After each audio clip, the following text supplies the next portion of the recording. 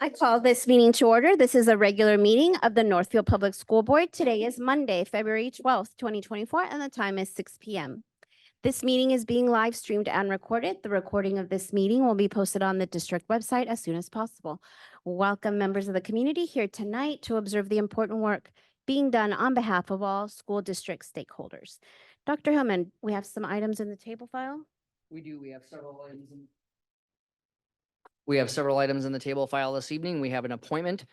We have several increase, decrease changes in assignment, and we have a resignation. Okay, thank you very much. If there are no objections, we will add these items to the agenda as we move forward. Okay. Is there a motion to approve the agenda as presented? Moved by Jeff, second by Amy. Thank you so much. Okay, all those in favor say aye. Aye, opposed? Okay, motion passes.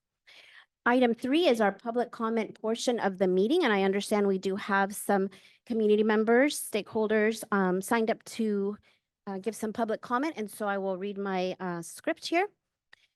Northfield Public Schools public comment guidelines at school board meetings. This is an opportunity for residents, business, and property owners, parents, guardians, students, and employees of the Northfield School District to address the board. All comments to the board must adhere to the guidelines set in place by District Policy 206 regarding public comment. This is not a time to debate an issue, but only for the board to hear your comments. You are prohibited from making comments about specific students, staff, and administrators. The board respects and values input. And when it relates to a specific individual, or to a specific matter, this input must be heard by the appropriate personnel, including the building principal or superintendent, and not during an open meeting of the school board. You will be gavelled out of order if your comments are not in compliance with these guidelines. Please address the board from the podium. After being recognized by the board chair, identify yourself, and if you represent a group. We require that you limit your remarks to 3 minutes. You are not allowed to yield your time to another person. It is expected that members of the public will address their remarks with civility and respect. Personal attacks by anyone addressing the board are unacceptable. The board has allotted up to a total of 30 minutes for public comment at regular school board meetings. I will now begin to call on those who have signed up to speak in the order in which they signed in. Vice Chair Corey Butler will be monitoring the speaker's time. He will signal each speaker with the time they have remaining at 1 minute, 30 seconds, and 10-second intervals. Again, please make your comments as brief as possible, but no more than 3 minutes.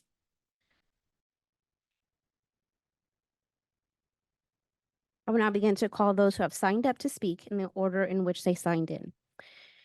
First, we have Amber Sutherland. Thank you and welcome. Thank you. Hello, my name is Amber Soderland, and I'm in my 8th year of teaching 2nd grade at Spring Creek. I am joining you today to ask of 2 action items. First, when averaging out class sizes at the elementary level, compañeros sizes be taken out of the equation. This request is being presented because it negatively skews our class size averages. For example, as of now, we are reporting an average class size of 23 in 2nd grade classrooms in Northfield. Our Spring Creek 2nd grade compañeros is sitting at 19 students, but the 2 contemporary 2nd grade classes at our building are both at 27. Secondly, with the updated information of our class size averages in our contemporary rooms, I, along with other teachers at Spring Creek, request that another section be added back to each of our K through 3 grade levels. These requests are not new. We know that administration has encountered roadblocks, including funding. The time for me to come and speak to you is now, because the answers of "we'll see how it pans out and it's because of budget cuts" have become detrimental to staff and students. We can no longer afford to just sit tight in these uncomfortable numbers because it seems they are here to stay. 1 to 27 is not a sustainable ratio. The needs of our students have greatly increased. With 2nd grade specifically, adding a section back would bring classes to 1 in 18, meeting the ratio that we used to boast of about with 1 in 20. I worry that decision makers in our district hear anything under 30 and think we are doing okay, but that is far from the truth. 27 is way too close to 30 when it comes to second grade students in a classroom. I know one of our district benchmarks is for parents to be satisfied with their children's educational experience. I am curious how our district parents feel about these class sizes. I know that this proposal would support two more of our district benchmarks.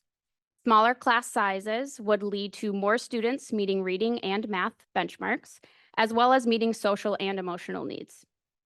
One specific way smaller class sizes lead to higher achievement is following the evidence-based practice of having students in groups of 6 or less during small group instruction in reading and math. This is logistically challenging to accomplish in a class of 27. One of my coworkers has taken the time to lay out the details of these negative impacts of the large class sizes in our building. Please take the time to review her letter, and I hope we can work together to create class sizes to be proud of for our youngest elementary learners. Thank you for your time. Thank you. Okay, next up we have Erica Troublehorn. Welcome. Good evening. My name is Erica Trebelhorn, and I am a teacher at Spring Creek Elementary. I teach art. I'm also a union rep as well as a parent in the district. I'm coming here today to speak on behalf of the same thing as Amber, our class sizes. She highlighted what is happening in our second grade classes, but this is not only happening in second grade. Right now, our average class size for our first through third grade students in Compañeros is 19.3 students. When we look at the same numbers in our contemporary classrooms, it's 26 as an average. That's too large for teachers to be working with our students and meeting their needs. Again, we have an amazing staff at our building, but this is asking a lot of them to raise up those children who need help. In addition, we're not just dealing with large class sizes. As Amber pointed out, we have a lot of needs in our students, and we're not alone in this. Every district in the state of Minnesota and in the nation has seen an increase in the needs of their students, especially following the pandemic. But if we are not thinking about those needs and we're putting too many children in a classroom, we're artificially hurting them as well. Again, for your reference, in my letter, I did express how many students are receiving special ed services as well as how many students are getting intervention. In our classrooms in first through third grade, that's nearly half of our contemporary students who are getting services. That's a lot of children who are needing additional assistance. One of the goals that we have set for our classroom teachers is to make sure that we are having tier 1 interventions that are working for our students. For those of you who are not familiar, that's classroom instruction. At any given time during our instruction, we have students getting pulled out. We have students who are not able to be in the classroom and are not able to receive that tier 1 instruction. With the quantity of students that are needing support, high class sizes are not benefiting them. It's also, like I said, impacting our SPED numbers. Northfield has seen, or our school specifically, has seen an increase of students who are moving in special education, as well as an increase of students who are being identified with needs because we're not able to meet their needs in the classroom. Thank you. Thank you, Erica. Okay, next we have Melissa Spitzak. Thank you. Welcome, Melissa. Hi, good evening. I wasn't quite planning on speaking until I got here, but I'm just going to speak. I'm Melissa Missy Spitzak. I'm in my 16th year teaching second grade at Spring Creek. So I've done, I think I did 7 years third and now in second for quite a while. I'm piggybacking on both Amber and Erica, speaking on the class sizes from a teaching perspective. Erica touched on the amount of students who are being pulled out for intervention. In my class of 27, I have 13 students who are receiving reading intervention, either through Reading Corps, ABSIS services, Title I, and a few special education. I've worked on the MTSS committees in the district, and our number one goal is we have to fix tier 1 instruction. That is what has to change. And I couldn't agree more that it has to be tier 1. There is now the state mandate that teachers need to be trained in the science of reading, and it's so powerful. We're seeing it in our students. The problem is I am not having the time with my core. They're being pulled out for intervention. I would rather that funding, I know it all comes from different buckets, But if for some way that could be put back into classroom teachers so that we could focus on our core and actually fix that. From a parent perspective, I have a first grader, I have a fourth grader, and I have a sixth grader in the district. My first grader has 25 students, I think, in his first grade class. His teacher is amazing, but she just can't meet his needs. He's a grade level student, and because of that, he comes home most days reporting not much interaction with his teacher. And that's because she can't. She's working too hard with students who are having those higher needs. So it's just a concern from a parent perspective and from a teacher perspective. We really want to fix that tier 1 instruction and really want the opportunity to do so. So thank you for hearing our concerns. Thank you, Melissa. Those were all the speakers that we have signed up for tonight. Thank you again for stepping up. We're on to item 4, announcements and recognitions. Dr. Hillman, do you have any announcements or recognitions? We have several this evening. So first I have a presentation. The Minnesota School Boards Association and the Northfield Board of Education congratulate Vice Chair Corey Butler for completing the MSBA Leadership Development Program, which has been accomplished by Corey successfully attending the Leadership Workshop Series Phase 1, 2, 3, and 4. So this is a significant amount of time that board members put into their own development, their leadership development, and it's quite an accomplishment to have completed all 4. So Corey, congratulations, and just know our admiration and our appreciation for your dedication to the district, our vision, our strategic plan, and of course, our governance structure. So congratulations, Corey. Well done.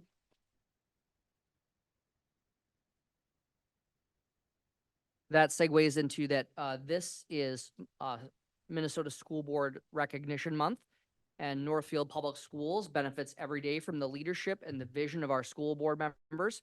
February is Minnesota School Board Recognition Month, and we thank our dedicated school board members who devote hours of their time each week to provide leadership for our school district. So board members, we thank you for your work, and you're being officially recognized this month as well. So congratulations. We are also very proud of these 3 Northfield Middle School students, Charles Schmelzer, Olivia Stebbins, and Kale Schramm. These students represented the district at the regional spelling bee in Rochester. They had advanced from the Northfield Middle School spelling bee, and we are just really impressed with how they represented our district at that regional spelling bee. So congratulations to Charles, to Olivia, and to Kale. Really big news. I heard on a Saturday night that there was a fire truck escorting a school bus into town. That always sends my blood pressure up a little bit, but this was for a good thing. And so we want to congratulate our Northfield High School Highliner Dance Jazz team, coached by Jasmine Kotek. They have qualified for the state tournament for the first time in 17 years. And they will advance and have a chance to dance at the Target Center this Friday for a state championship. So congratulations to the Highliners on the first winter team to make it to the state tournament this year. We also want to congratulate our Raider girls hockey team, coached by Paige Haley, for a thrilling win in overtime on Saturday against Owatonna. They advanced to the section championship this Thursday. It will be played in Owatonna against Lakeville South for a chance for the Raider girls to advance to state as well. And then finally, we are incredibly privileged to share that 2 seniors, Sonia Burnell and Jackson Hessian, have been named National Merit Finalists. So this is a very big deal academically. And so the National Merit Scholarship Program has determined that the 16,000 semifinalists have met the requirements to advance to finalist standings in the competition. The finalists will be considered for the National Merit Scholarship Awards to be offered in 2024. The selection of some 7,140 merit scholarship winners is now in progress. And in March, the National Merit Scholarship Corporation will begin notifying scholarship winners by email, and we'll also receive the information when it becomes available. Sonia and Jackson, when you look in the paper, usually every year the Star Tribune will publish a list of schools and how many national merit finalists they have, and it's an honor to have one at all, and even fewer have 2. You have a few that might have more than that, but really congratulations to Sonia and Jackson. Just great representation for themselves, for Northfield High School, and for our district being a national merit. finalist is a big deal. So congratulations to those students. Those are our announcements and recognitions for this evening. Okay, fantastic. Thank you so much. Item 5 is items for discussion and reports. We will have the proposed 2024-2025 operating capital and long-term facilities maintenance budget. Director of Finance Val Murdersdorf will present the operating capital budget and long-term facilities maintenance plan. Director of Buildings and Grounds Justin Rabel will be available for questions as well, and the board will be asked to adopt the budget at the next board meeting, February 26th. Welcome, Val and Justin. Thank you. Are we doing is he going to run it? All right. I'll try to remember to tell you to switch slides. Good evening. I am here to present the 24-25 capital and long-term facility maintenance budget. I considered how many unplanned surgeries I could have that would allow Matt to keep doing my presentations, but I didn't want to risk it. So I'm grateful to be here tonight. You can go to the next slide. So I wanted to just start out with one of our strategic commitments, which is obviously near and dear to my heart. Stewardship. We responsibly manage our personnel, finances, property, time, and environmental impact. I'm very proud of that statement, that it's not just finances. I think that's a common thing when you think of that word, but it's really, in this particular budget, is all encompassing because we're looking at building projects and staff impacts and environmental impact. And so it really comes together with this particular budget. So what is capital? Capital is a combination of 4 different revenue streams from the state of Minnesota. So operating capital is a levy aid formula. Lease levy is a state authorized levy that we can do for certain leases that we have. So you can think of like the Dundas Dome. We partner with the Cannon Valley Special Ed Co-op and pay a portion of their lease, those sorts of things. The capital levy is the voter approved capital projects levy. So it's additional funding that the voters have authorized to help facilitate some of the projects that aren't considered long-term facility maintenance. And that is, you'll see in the later slides, that was increased by about $1.2 million in November of 22. And so this is the first budget that is seeing that increase, which is exciting. And then the long-term facilities maintenance is really the funding that is meant to prevent further erosion of facilities. So we can do roofing and tuck pointing and really a lot of the less glamorous things, but to make sure that our buildings are in good repair for students.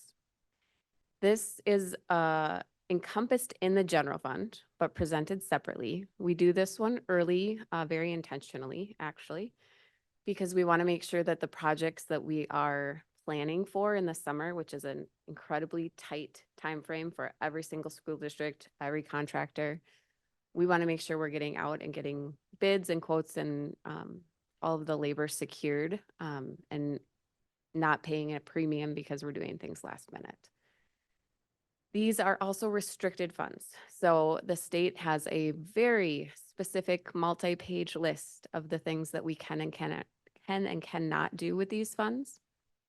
And so we can't use these to pay for staff salaries and benefits with one very specific exception, which I'll talk about a little bit later.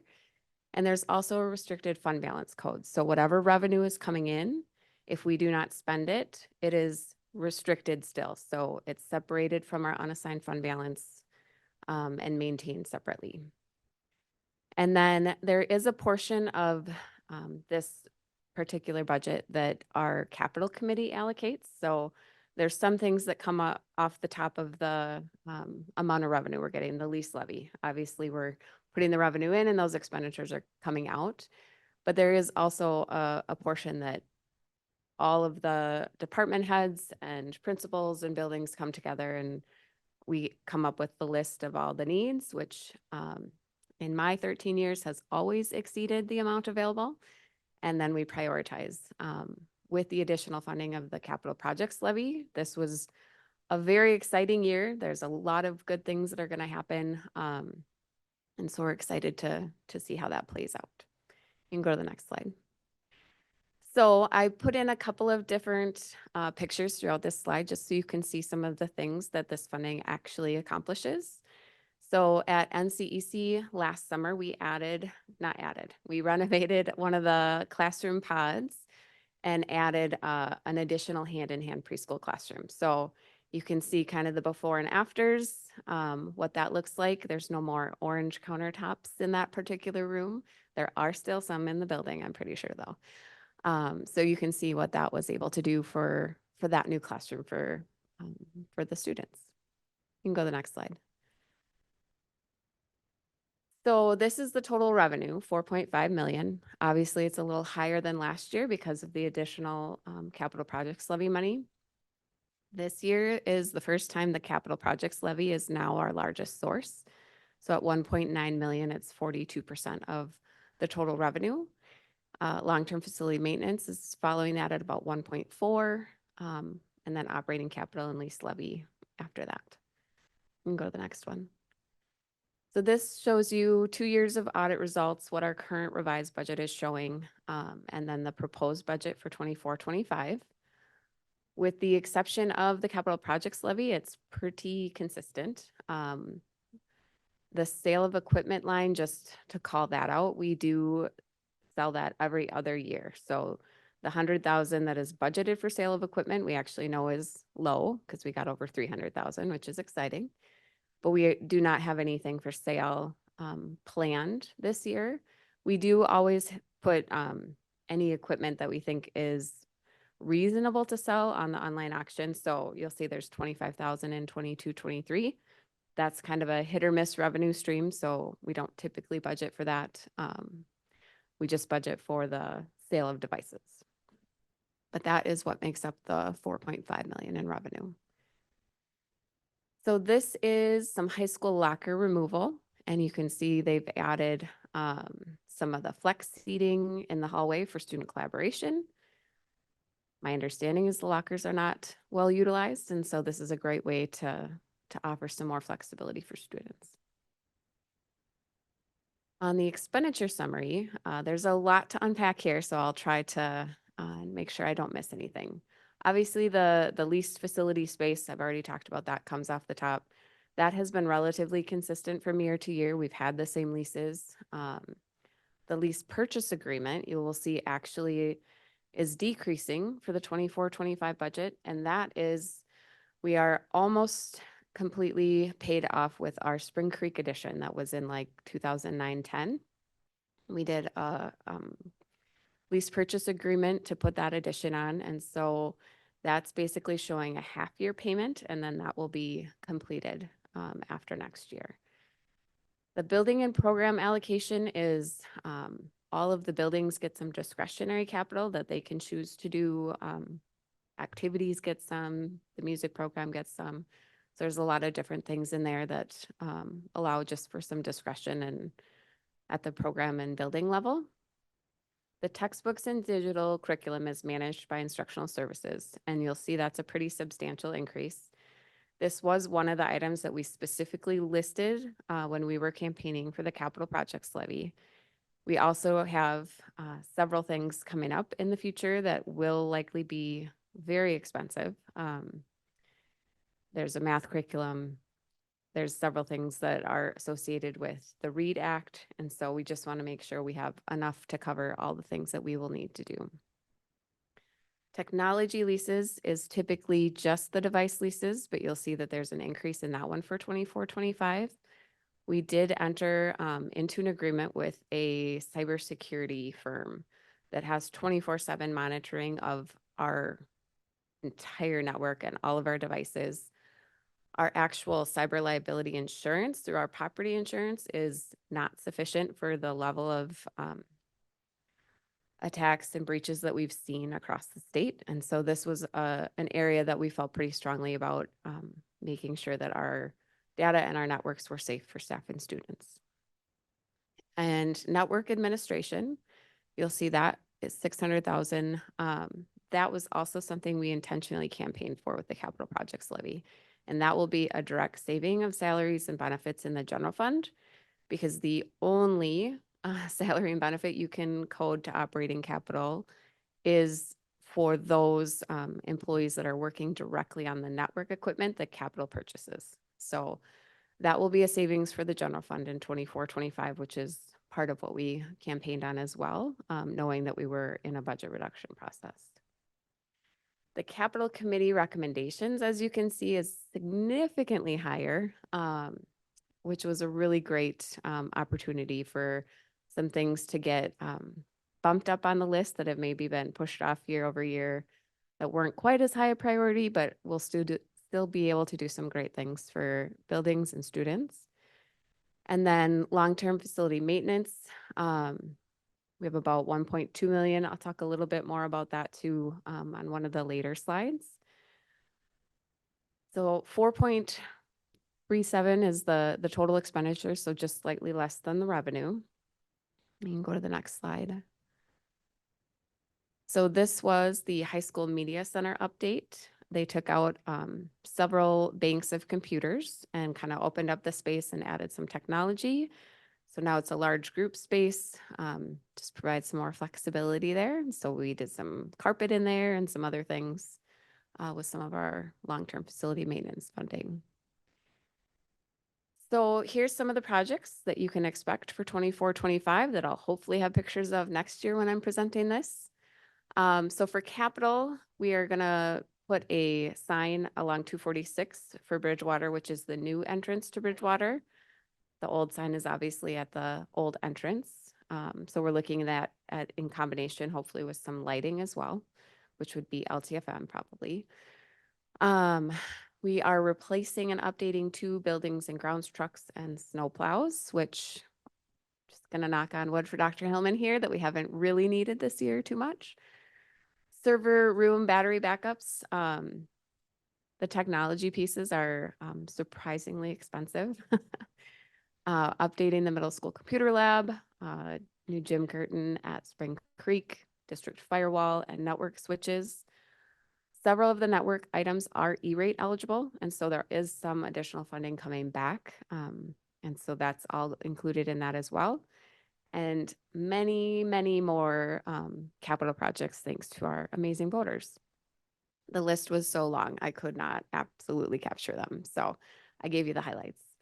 For LTFM, again, a little less flashy, but some tuck point and caulk at Bridgewater and the middle school. The PA system at Spring Creek will be redone and put new, resurfacing the middle school pool.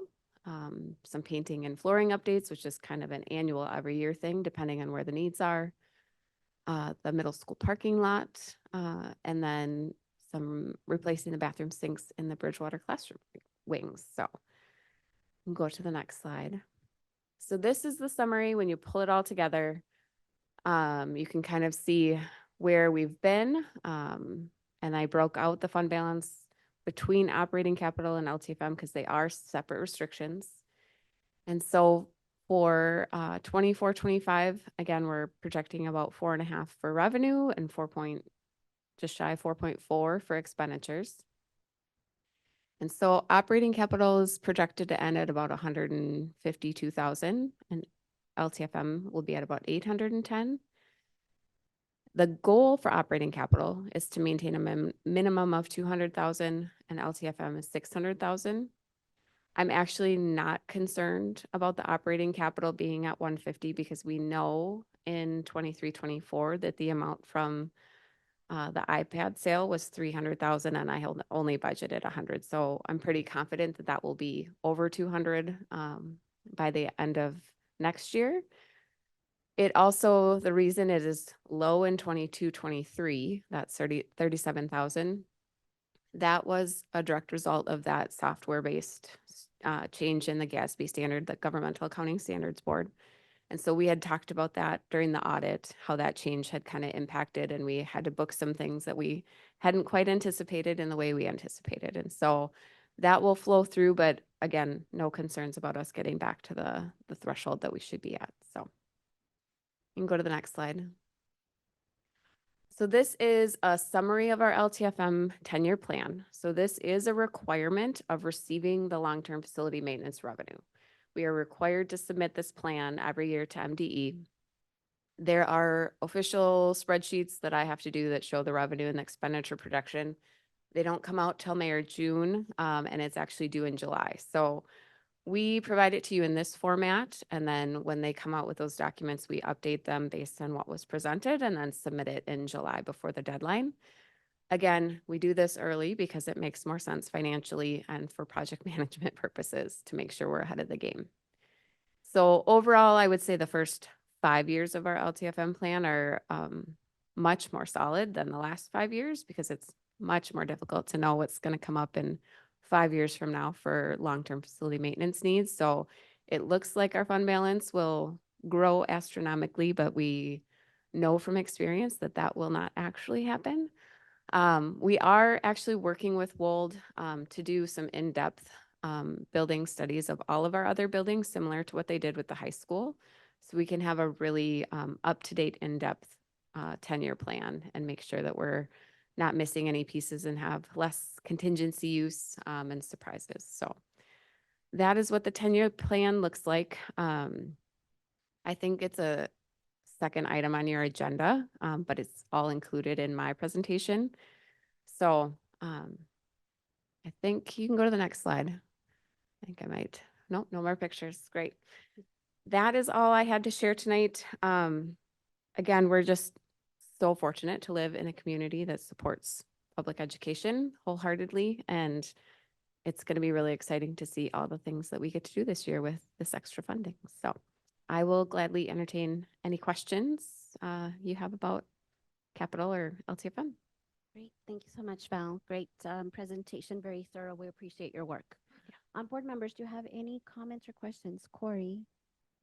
Thanks, Val. And this question could be answered either by you or Justin, or maybe both. When you look at these two budgets and you look long-term, 5-10 years, what's the hardest to plan for in terms of scope of projects, but also the amount of money that can be really used in this space for those projects? We're obviously talking about a high school right now, and people say, why don't you use some of this money for that? Clearly, these are much smaller numbers than those. So planning purposes, what's most difficult to plan for with respect to these two budgets? Want to take that? You want me to? Sure. Yeah, I would definitely say as components in the building come to their end of usable life. And that's kind of where we're at with high school. We can certainly, pick away at issues as they arise, but to be on the right trajectory and not be having constant issues of air conditioners or boilers going down, with the proper preventative maintenance that we're doing, there still is bigger picture. Serviceable life does come to an end on components, and that's where the high school's at. Any other comments or questions? Okay, Amy? Thank you, Val, for the presentation. I have two questions. First, I'm just curious, is there any overlap between LTFM and capital projects? I mean, or is it pretty clear As in what you can purchase and do with it? what to do with it? Not really. It's pretty clear. The analogy that we like to use is if you take the building and tip it upside down, anything that falls out is capital. Okay.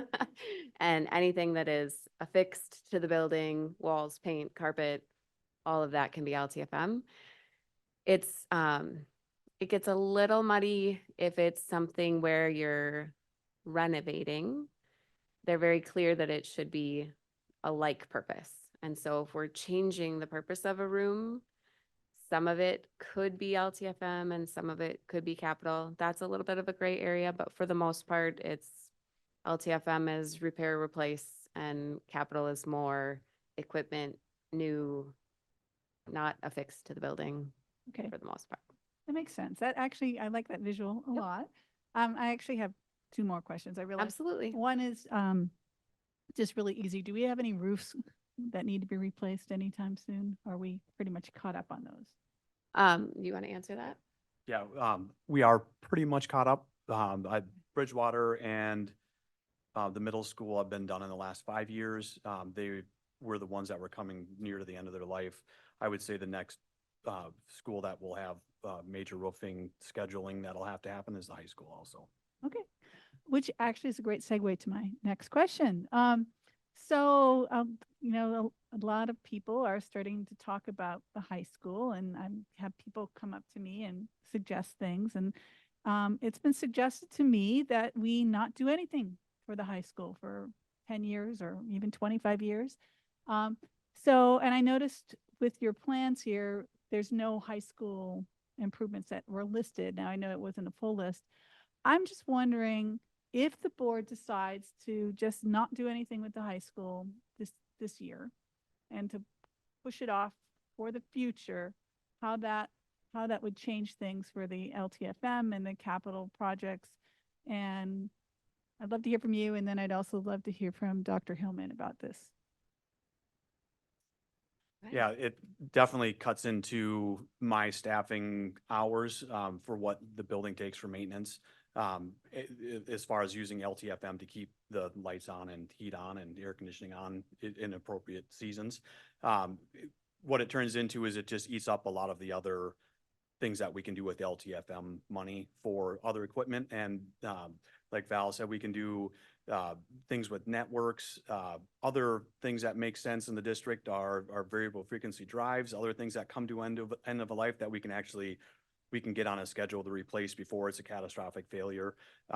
Things that we know that are timing out with like and same equipment, but it's still running, so we're just keeping it running rather than kind of putting it on, whether it's a 20 to 30 year trajectory. If we don't do anything with high school, it turns into we're kind of going from fire to fire essentially. So. I think from my perspective, the other concern that I would have doing nothing is if there is a catastrophic failure.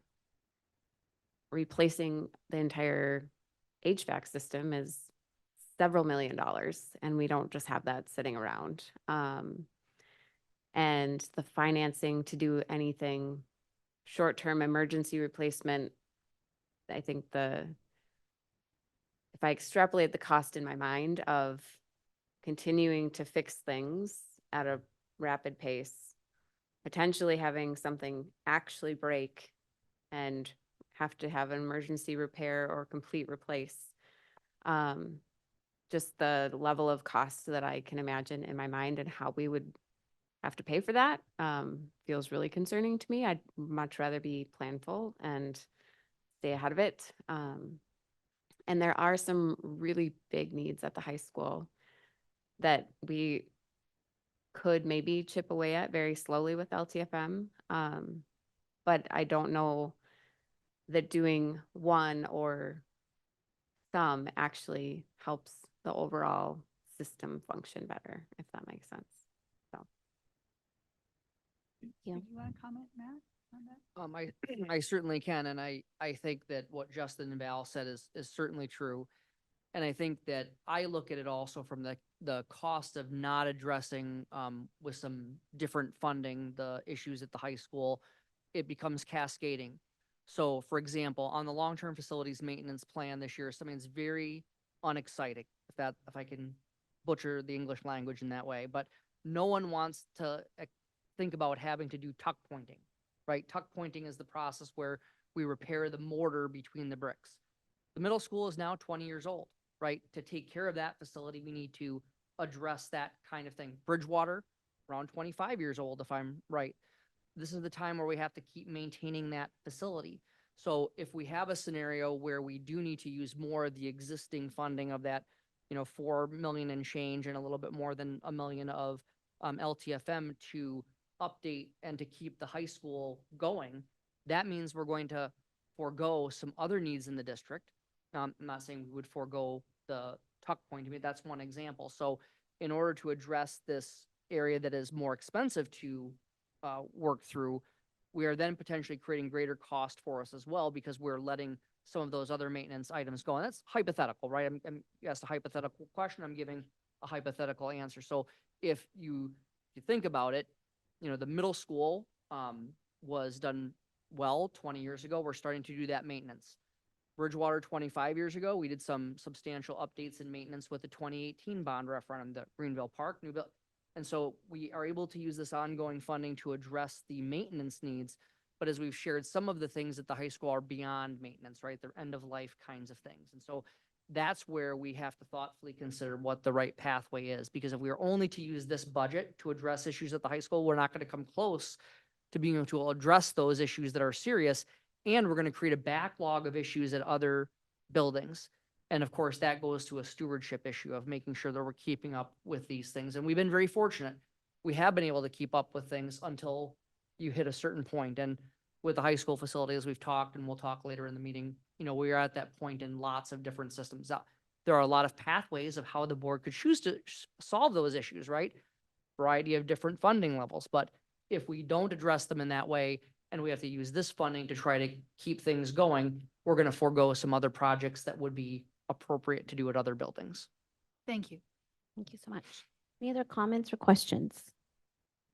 Okay, Noel? Val, you comment on a catastrophic failure, possibly with the high school. What would that be? I would imagine, I think Justin might have a better answer than I would, but the HVAC system, I think people felt really concerned when the air conditioning didn't work on the first day of school when it was 95 degrees. Now we got that fixed, but if there was an actual failure of something where we could not replace it. Yes, the chiller that took $10,000 worth of parts to get running for the beginning of school, the school year this year, is full of like and similar components, and the refrigerant that is R22. It still is available, but to say it's worth its weight in gold is an understatement. And there is hundreds of pounds of refrigerant. So you start thinking about a chiller that at any moment, its serviceable life is coming to an end. Does have that sort of a system failure. To replace the chiller, I think in a report I seen was around $600,000. So what that would look like as far as on an operating budget would be the kind of catastrophic failure that I would not want to sit in Val's office to report about. Thank you. Thank you. Anyone else, comment or question? Okay, thank you so much. And then now we have the long-term facilities maintenance 10-year plan. Did you have a comment? No, I think she did both. Oh, Yep, I kind of covered yes, it. yes, I see. Yeah, you have to technically approve it separately, which is why I think it's Yes. listed as a separate item, but it's inclusive in my presentation. Thank you. Yep. Thanks. All right. Item C is the Arcadia and Prairie Creek site visit. Superintendent Hellman and Director Daryl Keller visited Prairie Creek Charter School on January 29th and Arcadia School on February 2nd. Dr. Hellman will provide a brief report regarding both visits. Yes, and I won't expound too much on the reports that are in the packet. Daryl Keller, Director of Area Learning Center, is taking on some of the responsibility for charter school authorization along with me this year. It's really nice to be able to have him assisting with that on top of his other duties. So we did visit the two schools. We had a delightful, it's the first time I ever got to see a school-wide opera. So Prairie Creek had their school-wide opera practice on the day we were there. And I understand that they filled our middle school auditorium for the formal community performance, but just a demonstration of a great partnership, St. Olaf College and Prairie Creek Charter School, and just a wonderful site visit to to Prairie Creek. At Arcadia, we got to see a variety of different things, including an example of the partnership that we have between our schools, groups like the YMCA and Arcadia. We were able to hear a Northfield High School student talking to the Arcadia students about the Model United Nations program and encouraging them to participate. We viewed some project presentations, and the rest of the details are in our report, but we are one of only 2 traditional public school districts left in the state that still go through the rigorous process of becoming certified to authorize charter schools. And we, unlike a lot of communities, have just such a great and positive connection with our 2 local charter schools. So the reports are in your packet. I'd stand for any questions. Very good. Thank you so much. Board members, any questions or comments for Dr. Hellman? Okay, thank you so much. We're on to item D, which is the policy committee recommendation. This will be an item for individual action at the next board meeting. This is regarding sunsetting policy 310. Dr. Hellman, any comments? Yes, just we have, as we're going through the policy cycle again, we are really in the midst of how we are cycling through policies regularly. And one of the things that we're looking at is if there is a policy that had been adopted that is duplicate or redundant in some way, in order to shrink our policy manual so that there's less to review, we're going to recommend some of these that would be sunset. And so policy 310 really just reinforces what our HR requirements are already in terms of, in this case, hiring and selection of principals.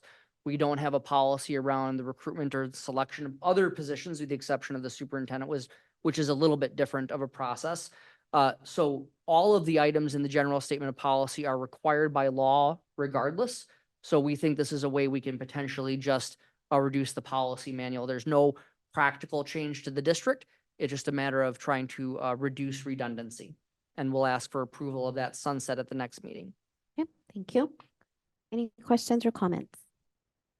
All right, we'll move on to item E, which is the superintendent focus areas quarterly report. Yes, so as part of the discussion that we had around making sure that board members in the community are up to date on the progress toward the goals or the focus areas that you approve every year for my office, just giving you the second quarterly update for the year. You might say, well, if the year runs July through June 30th, why are you giving a quarterly report in January? Well, or in February? The fact is that, as you know, you approved the focus areas late in August, early September. And so we do the focus area quarterly reports based on the academic year. So this is the closest meeting to the end of the first semester. So that's why you're hearing the quarterly report right now. So as you know, there are, in addition to the 41 job responsibilities that are in my evaluation, we have 4 focus areas this year. One is around the READ Act.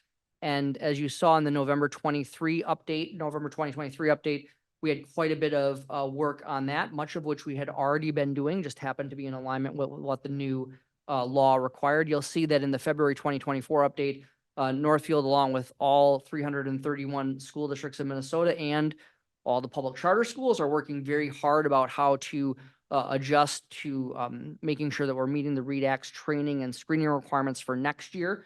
So I've included a few items in there. We're looking at what is the best way to complete the required training. We're looking at the screening tool, as I shared last report. The screening tool, unfortunately, that we have used for some time and frankly have quite an affection for, is not on the list.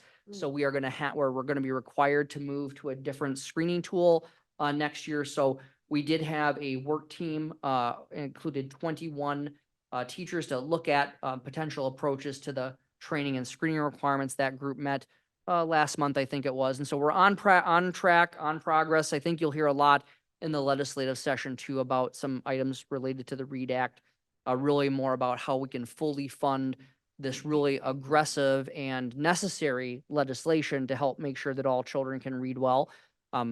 As typical, great vision, not quite enough funding to make it all work from the state. So we're working with legislators on that. So we're continuing to work on implementation of the READ Act.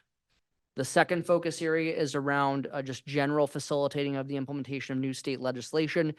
As I said in November, really heavy hit right at the beginning of the year. Lots of things that were expected to be implemented very quickly. Now we are into the point where there's fewer things during this particular time frame. So as I given the 2024 February update, most of the non-READ Act legislation was implemented earlier in the school year. We have implemented the employee safe and sick time provision. We implemented that on time. There's, of course, some adjustment and some tweaks as we go through how that process is working. We've been really working on actively advocating for some specific technical fixes to items that we know there was a lot of legislation in 2023. I think lots of it very well intended, but just when you're actually implementing it in school, it's just some things that we would need some relief or some adjustments to. So we recently met with a local legislator to talk about those items. We'll continue to advocate for them during the legislative session that starts today, by the way. And then Instructional Services Committee is really working right now too on facilitating some of the things that are coming down the line. So the new high school social studies course sequence that will reshuffle the order in order to make sure that citizenship or civics, if you will, is in 11th or 12th grade. That is happening. Looking at also the requirement to offer an ethnic studies elective and then integrating ethnic studies into the K-8 curriculum as well. So those things are coming down the line, really focused right now on the high school. And 9 o'clock on Saturday morning, gotta love it. A dozen of your friends and neighbors showed up to a Zoom meeting to talk about legislative action. So we have about 45 people probably on our email list. And we had a dozen people show up to our first legislative action committee. If people who are watching this are interested and would like to learn how to advocate both for and against legislation, to learn just how our state government works, we get about 70% of our funding from the state of Minnesota. So it's a significant piece. So we'd love to help turn you into an advocate. Just send me an email. We'll be happy to put you on our list and invite you to our twice a month Zoom meetings. The final area, let's see, is that, yep, the final area or two more areas, excuse me. Continuing to seek feedback from parents of Black, Hispanic, and Indigenous students about their school experience and ways that we can improve it. So we have completed 3 Indigenous Parent Advisory Group meetings. We will actually have a 4th this year that is scheduled for February 20th. We've also done some additional training around Indigenous cultural competency. So administrators attended a full-day University of Minnesota training about Indigenous culture. All teachers will participate in a cultural competency workshop focused on Indigenous culture on February 19th. And we have 27 staff members who have signed up to participate in a series called Understand Native Minnesota. It's an educators academy. There's 2 sessions, and our educators will be split in going to those on February 21st and March 14th. We've had 2 Black parent advisory committees so far. The most recent one was just held last week. And then we've had a couple of, unfortunately, our first 2 Hispanic parent advisory committees this year. We had one where there was an illness with our translator and another one where there was a schedule glitch. So we're working on getting those rescheduled here in the coming months. That's obviously the group that we have had the most interaction for the longest period of time. So I'm very confident that we have methods of getting feedback from those parents, but we'll have those meetings as planned yet through the remainder of this year. And then the final part, which you are, I'm hopefully not quite sick of hearing me talk about, because we got a little bit more to go, is about the structure for you to be able to come to a decision about what pathway to address the facility problems at Northfield High School. So I've reiterated the items here. I've given the timeline. We've talked about the 4 tours that we've had at the high school, the 1 tour of Owatonna High School. We've had 3 work sessions. We have another one coming up on March 5th. We've talked about the 6 potential options that have been identified to address the high school facility problems.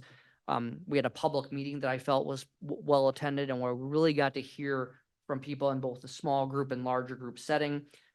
We have tax impact tables that will come tonight, so that you are able to hear that from Ellers based on those 6 different options that we have so far. And then Morris Leatherman will present their community phone survey coming up on February 26th. I did also include the employee experience survey results. So that's one of our benchmarks, is prioritizing employee satisfaction in the workplace. I shared with you the overall results. I'll just give a couple of highlights. We had 349 district staff members participate, very close to the number from last year. We did increase the overall rating from 3.92 on a 5-point scale in last year's survey to 4.0 this year. There were improvements in 19 of the 20 survey indicators. And so we think that that is really a good advancement in helping make sure that our staff are satisfied and are having a positive experience. 7 indicators saw an improvement of at least 0.1, which on a 5-point scale is pretty substantial when you're talking about that number of people participating. And then I gave you a few highly rated indicators. The highest rated indicator is something that, of course, you want to be the highest one, which is, I believe, my work impacts those we serve. 96%, just about 96% of respondents agreed or strongly agreed with that statement. 90.1% of responses strongly agreed or agreed with the statement that I have a clear understanding of the mission and goals of my organization. We know clarity is so important in quality organizations. The 2 lowest indicators that we'll continue to work on are one is I receive feedback concerning areas for improving my performance. And so while that is still one of the lowest rated areas, we did increase and improve that by 0.13 points year over year. So there was an improvement, though it hasn't moved up in the rankings yet. And then the area that we have the most to work on is the ratings of the statement. I feel that organizational level resources are allocated to maximize effectiveness across the organization. So In that case, we had 55.81% of respondents only agree or strongly agree with that statement. 9.01% of respondents disagreed or strongly disagreed with that statement. So I think sharing both ends of the spectrum on the ones that were the lowest rated is important. So these are areas that we'll continue to work on engaging our staff with, either helping them understand or letting them ask questions, hearing their feedback, making adjustments as we move ahead.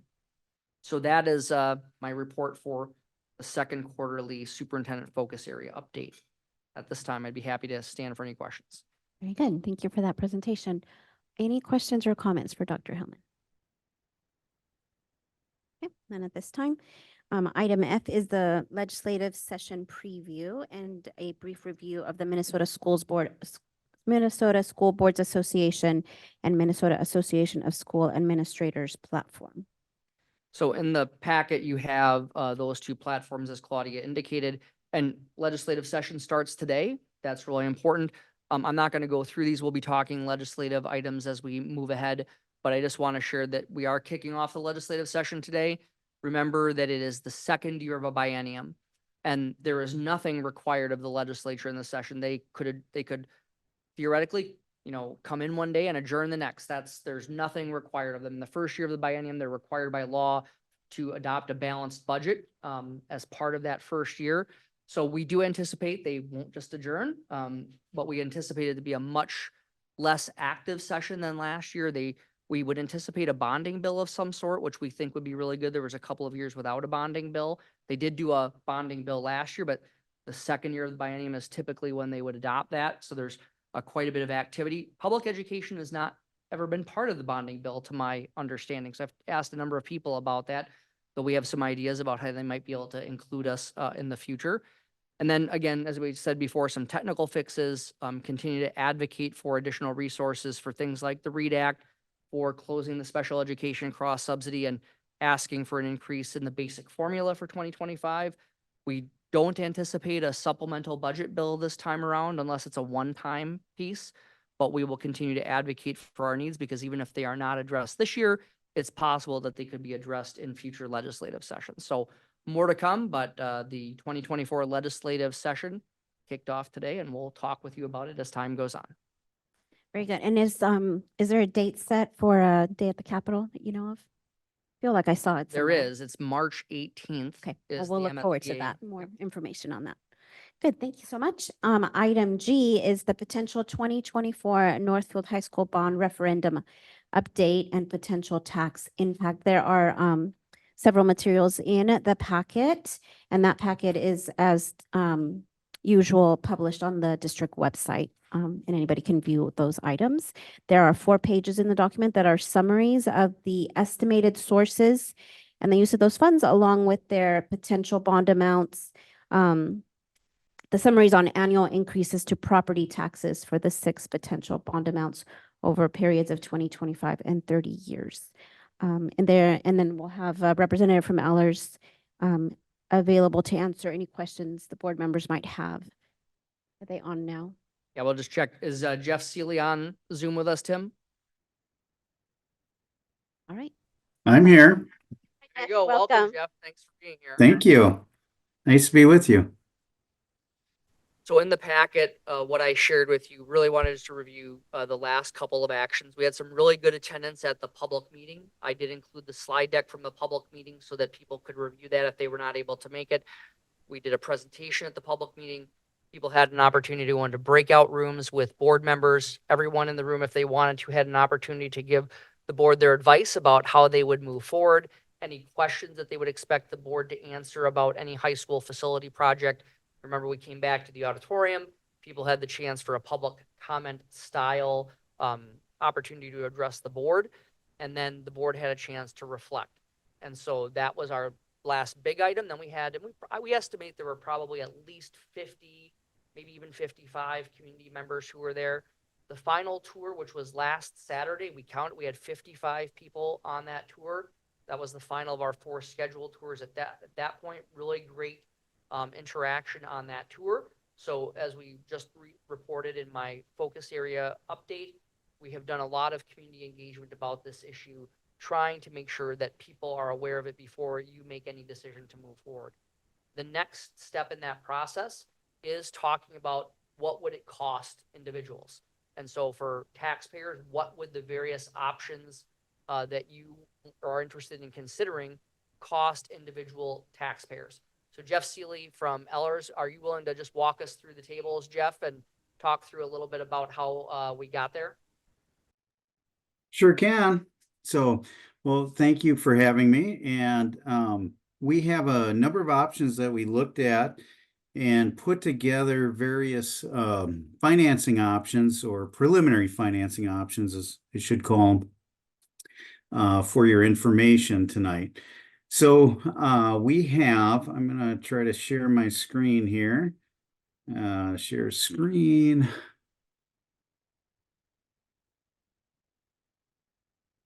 Let's see. And I think that's it right there. So can you see the chart that I put up there? Yes. Okay, very good. So we looked at the options that you guys were considering, and the first option, we're going to go from lowest cost to highest cost, and I believe they were options 1A, B, C, and then 2, 3, 4. But the first option is roughly $60 million worth, and that is some renovation of the project, and all the way up to an entirely new high school, which is about 176 million. So the first thing we have to do is figure out, okay, what are all the costs, and let's size the bonds. And of course, it's all preliminary at this point. So the bond size ranged of just under 60 million to just under 176 million. But the main part that we want to talk about is the impact. Now, I understand that this is a very busy schedule. So what I did, all the options would work well with a 20-year bond term. 20-year is a typical bond term that we see. Of course, as you get into the higher numbers, the tax impacts will be higher, and we might look at a 25-year bond term or a 30-year bond term. So to begin with, let's talk about looking at all these options as the 25-year bond term. So, or I'm sorry, a 20-year bond term. So we're assuming about 4.75%. Now, if these were to sell today, it'd be probably in the upper threes, so conservatively, let's just say 4%, maybe slightly less. But obviously, this is going to go through some time, planning and getting it out there for an election. So we don't know what the bond rates are going to be when we actually sell these bonds after an election. But conservatively, we're using about 4.75 right now.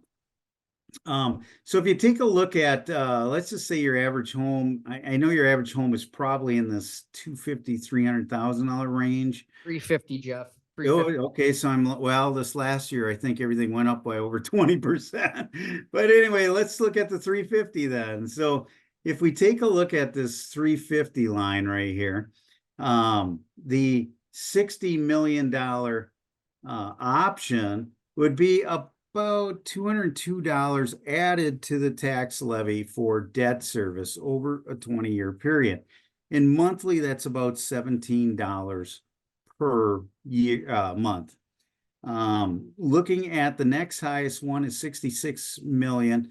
So that jumps another $37 to $239, or $20 a month. And as you can see, obviously, as the amount goes up, the impact goes up, and the $87 million option is about $350 a year, or $30 a month. The 117, I think that's the Reimagine the High School option. That's about $43 a month. The 172 now with these last two options, we were given a range, but we use the high end of the range to be conservative. So the cost range, we're using the high end, about 173 million. It's about $67 per month, and the 176 is about 69. Not a lot of difference between the 172 and 175 at this point. So That's if we were to finance everything over a 20-year period. I also included a chart for a 25-year. And let me just highlight these so you can see them up here. Again, the lesser of the projects. Now, I use the 5% assumption because as you go out longer, you're going to have a higher interest rate. Okay. So again, conservative, you'd probably be in the low 4s if this was sold today. Over a 25-year period, you're looking at about $13 a month for the least expensive option. And it's going to go up. Let's just take a look at the 117 million. That's the Reimagine High School option, about $36 per month. And then $60 a month for the more expensive option. And again, I'm just highlighting what we think is about the average home value. I have commercial listed here. I have ag listed here. But obviously the vast majority of your residents are in the residential homestead category. So if we want to lower the tax impact more, and of course lower, I mean annually for each year of the bond, obviously the more, if you add years on, you're extending it and paying for a longer period. So the 30-year option is next. Now, I did not run the lesser numbers with this because they didn't work very well. The bottom line is adding years to the $60 million option was not really reducing the tax impact because you don't need to go 30 years on it.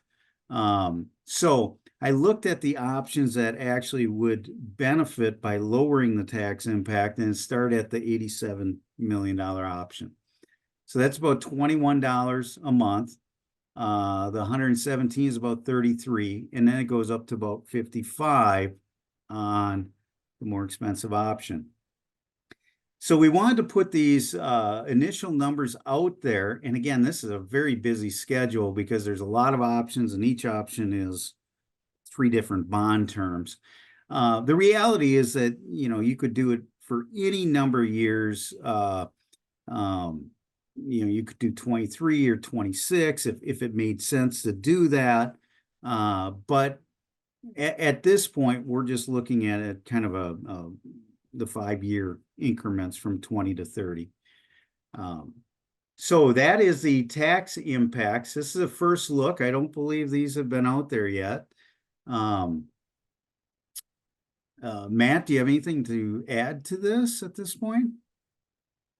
I think the key part here is that these are examples, right? These are just ways to take a look at these options that we presented and how we might finance them in a couple of different ways. I want to emphasize they are more than preliminary. We haven't selected a pathway, but they are designed to give you a flavor of what that tax impact would be for, and Jeff, you might want to stop sharing your screen, my friend.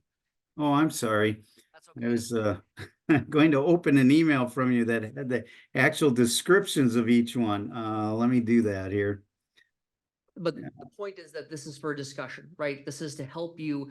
We've been very thoughtful and intentional about how we move down this pathway. And this is the next step. The next step is we've identified some options. There's a variety of different pathways.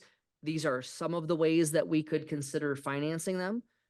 As you select what pathway, if any, that you were to choose to put on a ballot in November, we would fine tune these examples. 2 weeks from tonight, you're going to receive the survey results from the 400 voter telephone survey conducted by Morris Leatherman. They have a variety of different questions there in that survey, ranging about how people feel about different potential aspects of problems that we would solve with any kind of high school bond project. And the ultimate and really important question about what do our taxpayers say they think that they could support in an annual and monthly amount. And so this is to get you to start to thinking and to start to having the community. One of the top things we heard at the public meeting is, tell us what it's going to cost me. That was just a little bit preliminary, but for people who are interested in that, we now have some of these examples. and folks could certainly weigh in on what they think would be appropriate. So we'd be happy to take any questions, or I'm curious if board members also want to take the opportunity. You've had a few meetings over the last couple of weeks where you've gotten some feedback from the public. If you have no pressure, but if you have any reflections that you want to share, you certainly can about where you're at in just terms of your thinking or other information you would like from us. If you have questions for Jeff or comments on the potential tax impact, again, we're just sharing all of it so people can see where it's at and how it would affect them.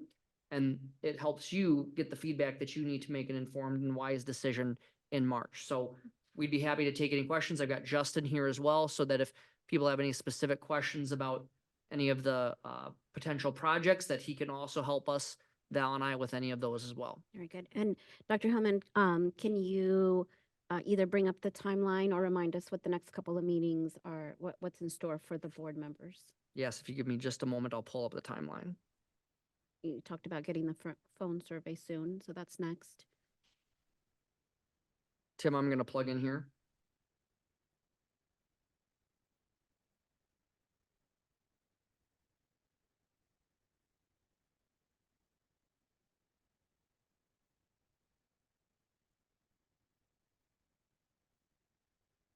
So this is the timeline. We can leave this up while we're talking here too.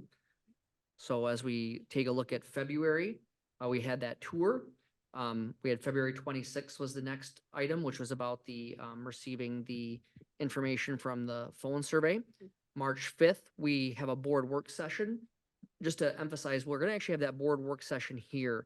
We've had most of the other work sessions at the high school and the media center. Unfortunately, there's a conflict that night that we can't resolve. So we'll be in this space for our work session on March 5th. And that one, if you recall, we are doing that one earlier from 4 to 5:59. That is the presidential primary day. So board members said that they could attend that. And so we're happy to be able to have that board work session that day. It's really intended for you to do some deep reflection on the tax tables, the phone survey, really have a chance for you to think about what pathway you're going to go forward with, if any, prior to the March 11th target date. And so those are the next options. This is my suggested timeline. I just really think it's important that we keep moving this down the road. And I just want to explain one of the reasons I think that's critical. When we come back in the fall, a traditional bond informational campaign would wait until you start after the school year, right? You would really launch your campaign during the first week of school. Well, the issue is that next year, or this coming year, early voting starts roughly 2 weeks after students return to school. And we know that there will be unprecedented marketing of getting people to do early voting, right? We know both political parties in Minnesota are very much encouraging this. And so we have to make sure people have the information to make a decision before they go to the polls. And if you waited till September to start this, not going to happen, right? So if you choose to go forward with anything in March, we will start laying out really a non-traditional bond campaign, which would have a number of different informational sessions well before the end of the school year, go into a little bit of a hiatus in June and July, just a little less intensity, and then ramping it up again in August, because it is going to be a very busy ballot this fall. And we would want to make sure voters know everything from what would the project be? How would it impact students? How would it impact staff? How would it impact taxpayers in terms of their annual increase? Where is it located on the ballot, right? When you think about that, that's part of what we have to teach people as well. And so it really is going to take a lot to make sure the public knows enough to be able to weigh in, with all the information that they need. So that's the reason for pushing this a little earlier than maybe what you've seen in past requests. All right, thank you so much for offering that. Board members, if you have any comments or questions or reflections, we'll open the floor. I'll call on you if you could be considerate. Others also want to speak, but yeah, we'd like to hear from you. Amy. Dr. Hillman, I just want to thank you for all of your thoughtfulness that you put into the schedule and all the work that you've done to get information out to the public. I've been able to attend a couple of the tours and the public meeting, and I wish we could get everybody from the community into the high school to see what the issues are and what we're grappling with here. My sense is the people who have participated have, if they didn't come into the participation, they left the participation mostly thinking that something needs to be done and understanding that. So, but also part of this whole process is I have people coming up to me on the street and in the store and just either commiserating, like, I know you have a big decision coming ahead, and, letting us, just the buzz is out there that this is something that is being considered and that there's a lot of work going into figuring out what to do with the high school. And I think that's a really good thing. And I want to thank Northfield News and KYMN. I think they've helped generate a lot of the information out to the public. And I really appreciate the process that you're bringing us through. And I know that's going to help us make the best decision possible. Thanks, Amy. Any other comments or reflections? Corey? I have a couple tax table questions for Jeff. So Jeff, concerning the 20-year note, obviously that's been kind of historically the most popular length of term. Mhm. In recent years, with just the increase of costs for everything we see on the personal side with car loans and home loans, the extension, are you seeing more entities lean into that 25, 30-year option? And obviously you don't work with every bond that's needed out there, but just in your experience, have you seen more people or more groups use that option? We tend to see that option used with say the larger bonds, because obviously that controls the tax impact on an annual basis better by spreading it out. Most districts, when we're talking, under say 80 million or so, are still looking at the 20-year bonds. As you can see from the rates that we talked about with the tax exempt municipal bonds, the rates are still pretty good. I mean, obviously they're quite a bit higher than what they were 2 years ago, but they're still very good. So we tend to see it when we're dealing with a larger project and we want to spread it out more. So you've been seeing it happen more though, in the last maybe 5 We've to been, 10 we've been, yeah, we do see it happen. Yes. The vast majority are still 20 years, but we have done some upper 20s and so forth recently. And then I know you had mentioned, I think Mankato recently had the 3.75 sale, and you said you wanted to use a conservative number at 4.75, and obviously these are all estimates and projections. Why is 1 point kind of the option you went with and not maybe 4.25 or 4.5? Just kind of curious about that thought, because I realize being conservative is a smart thing to do, because we don't want to, if we move ahead with something, we don't want to say it's going to be X and then it ends up being X.5. That's not Right. education on our part. So I'm just kind of curious why 1 point is kind of the standard. The standard when we're doing these obviously is conservative, but two, everything's selling with a premium right now, and it has been for years. So you're actually going to accrue and pay 5% interest on these, regardless of which option you're going to pay that, because the average coupon is going to be close to 5%. Now you're going to get a big premium that will bring down the true interest costs to that 3.754%.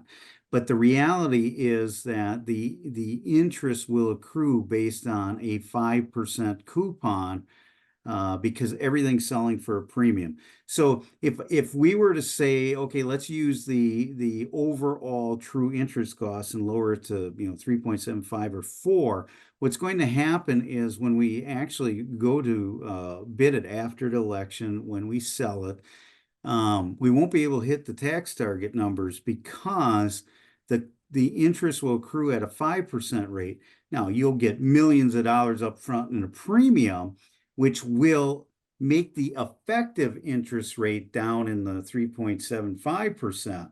So we really don't want to drop below that 5% by much, because it'll skew the tax impact if we use that.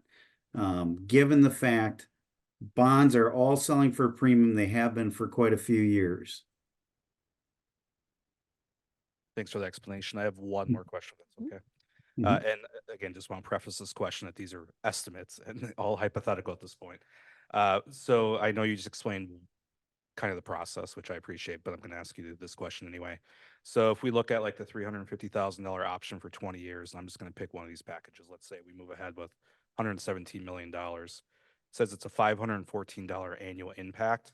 If we did come in at a point lower at 3.75, and I don't expect you to have this answer immediately off the top of your head, but maybe before we let you go, you can get back to us.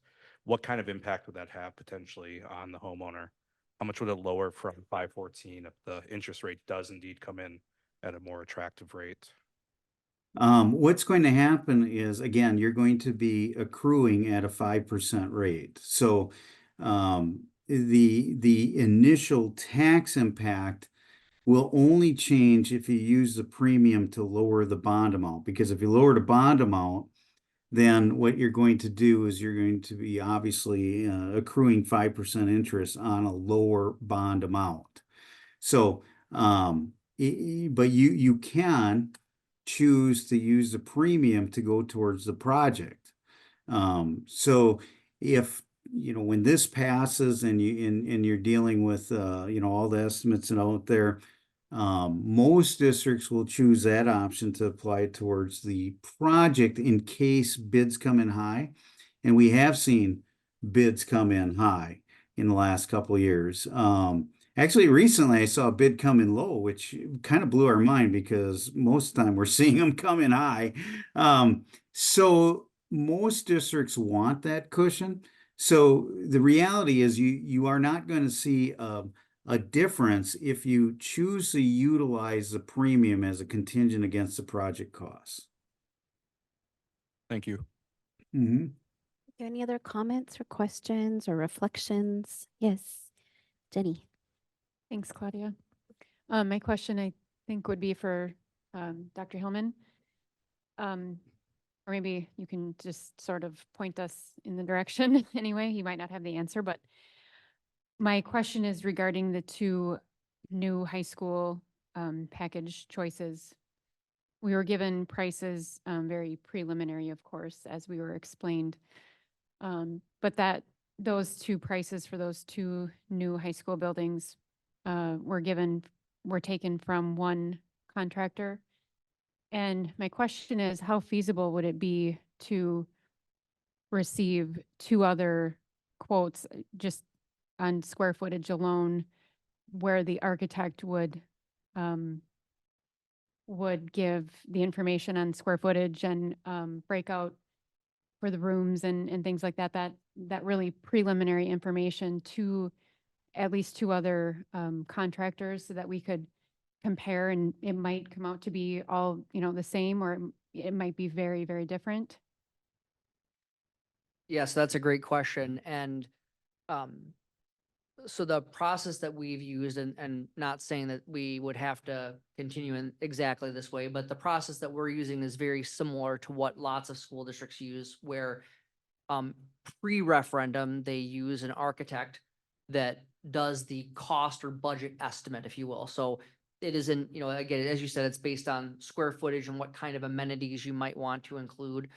Many times, architects, for example, the architect that we work with, Wold Construction, Wold Architects and Engineers, they collaborated with Knutson Construction Knutson estimated, Wold estimated, and they compared, and made sure that they were both thinking in that particular way before they gave us the estimates.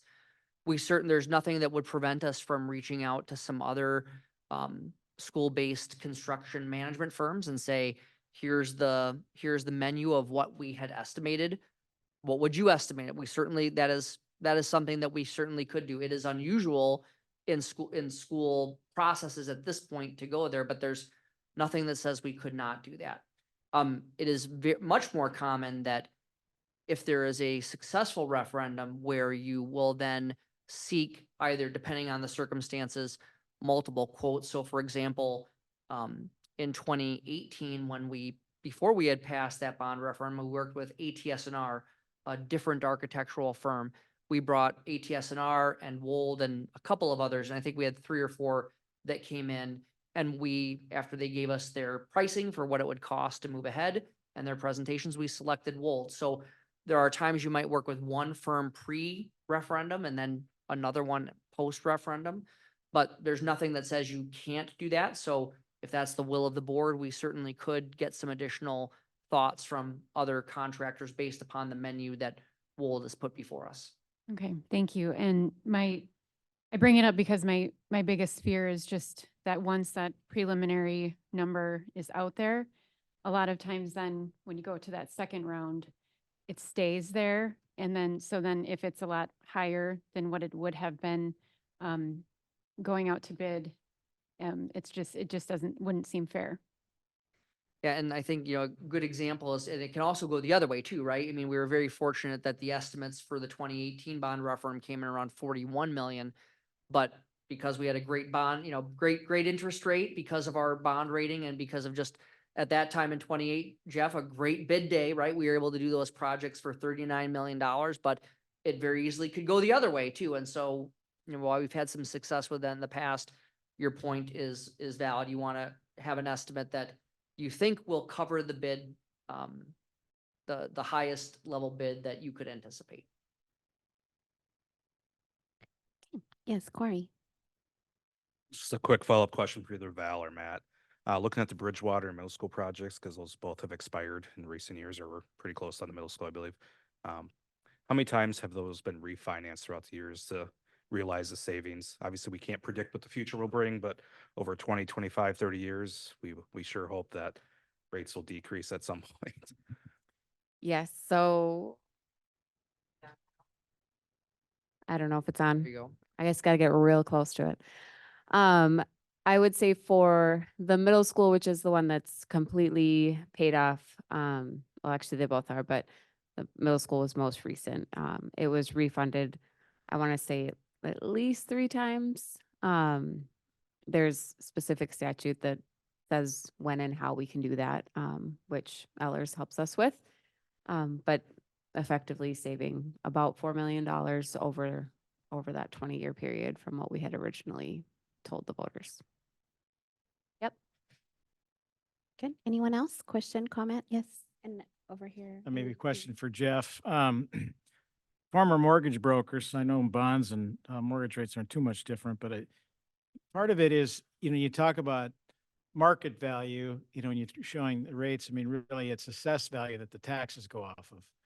And what I've tried to kind of wrap through my mind was to make everything kind of complicated, which it should be. I mean, somebody should be able, in Rice County, you can go to, Google, Beacon, Rice County, and you can see your statement. You push in your address and see all the numbers on what that is. But to me, I should be able to go to Joe or Jane taxpayer and say, push these numbers in and press this button, and we'll tell you exactly for your address what your taxes are going to be on this, 1, 2, or 3 offering. Why is that something that's not very easy to offer? It's not The necessarily from you. It should be just a simple program that you could go to, calculate your whatever for District 659 and put that in and put their numbers in, and boom, press the financial calculator and get the numbers. Yeah, that is not offered by municipalities. We have never found a single municipality and they're the ones who deal with the taxes, the county, through the county. They don't, I haven't found anyone that offers That's that. not even that hard to figure out how to do. I'm just saying that, maybe we could do it as a group or somebody independent. Actually, it is. It's been tried and it's failed miserably. It was tried by a company about 5, 6 years ago, and what they found was the error rate was really, really significantly You put the disclaimer in significant. there that it's within a ballpark, but I mean, to Well, me, the error rate was really high. just mass confusion when people are looking for, here's my property. Can you Yep. tell me what my, I mean, and there's a lot of frustration out there for people with that. And I'm frustrated that I can't give somebody a number based on just telling me what the property is. Yeah. Now we do a tax website. You will need to know what your value is. So if my home is worth 320,000, I can plug in 320,000 and it'll instantly spit out what the tax impact is. The question is whether or not but I can't put an address in. And again, this was something that was touted about 6, 7 years ago as a possibility by a different company out there. And we were watching it because we were concerned of the accuracy of it, and we were finding just very huge error rates in the information getting spit out. And it all goes down to the clean database, the database. So how good is your information? And that all comes from the county. Some counties are better than others and so forth on it. But for whatever reason, it was you putting it into the type of tool that you're suggesting seems to be like, well, why couldn't we do it? But it wasn't working. Yeah, I mean, that's just, I think that's almost an excuse for cities, counties, states that they can't make the tax code simpler to understand, that people can get those, questions answered up front. So obviously I appreciate your response.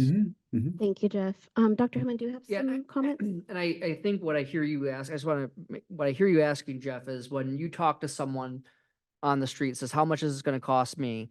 A tax calculator.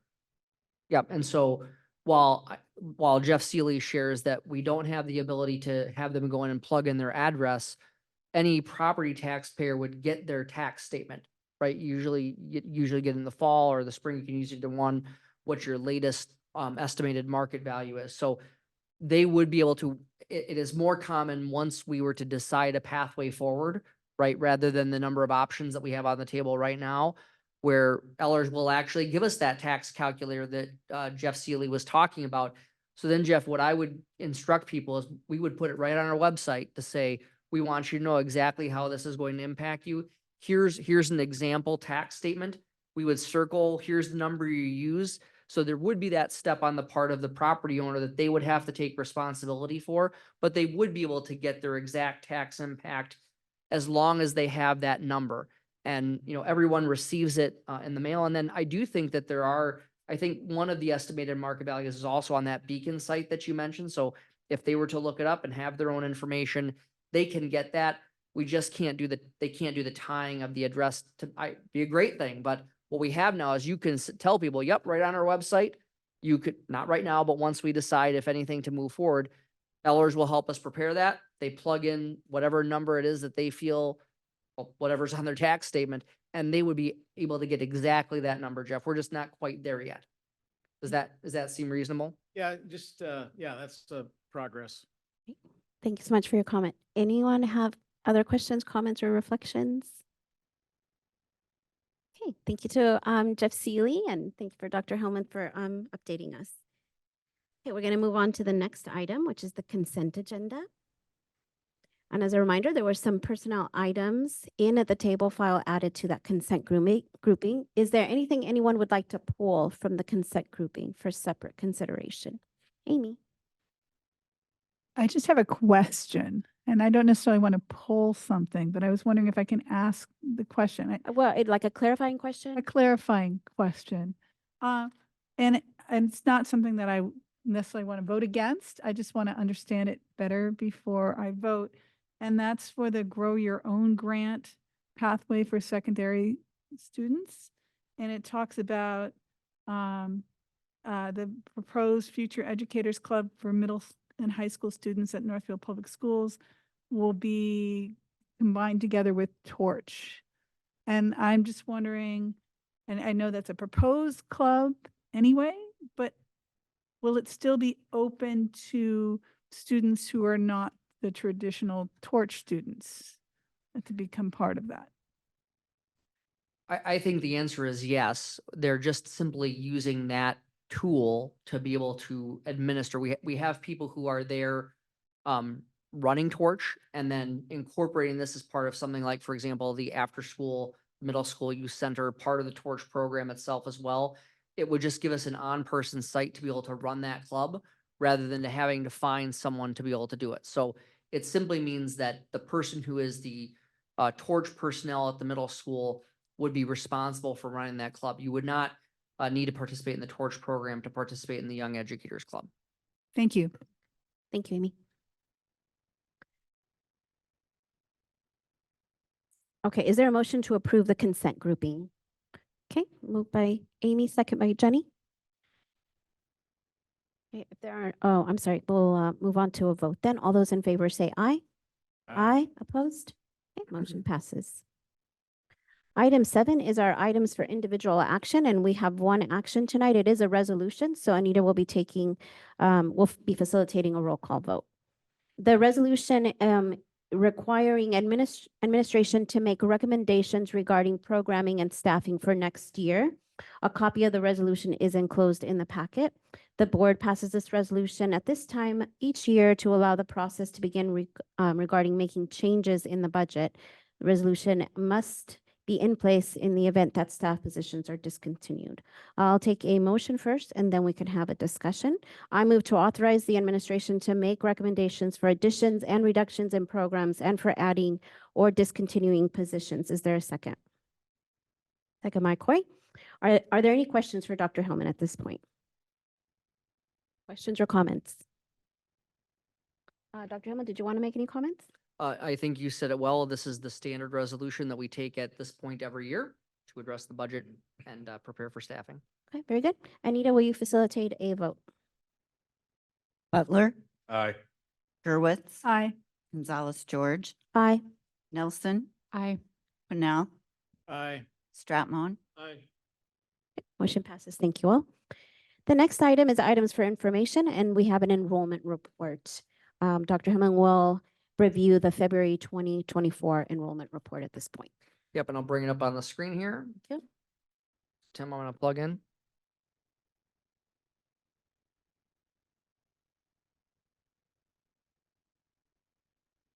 So you'll see the February 1st enrollment report, and you can see at the various buildings how they are increased or decreased over the last time that you received this report back in January. And I think one of the things that we look at most closely is this bottom number right here. And we're specifically looking at this number here, which is the grand total that excluding early childhood and also the part-time area learning center population. So our projection for this year had been 3774.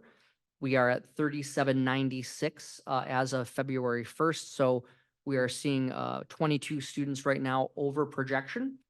And so that is the enrollment report for February 1st.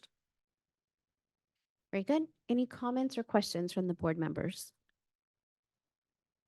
No? All right, thank you so much. All right, item 9 is our future meetings and work session. We have a regular board meeting on Monday, February 26th, 6 p.m. in this boardroom. Tuesday, March 5th, another board work session, and that will be here in this boardroom. Monday, March 11th, regular board meeting, also in this boardroom, and then Monday, March 18th, another board workshop, also in this boardroom.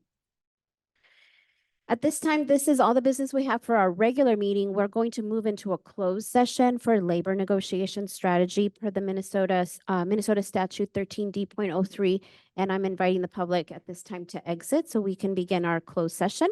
Immediately following the closed meeting, we will adjourn, and I am asking for a short bio break at this time. I believe I need a second for that.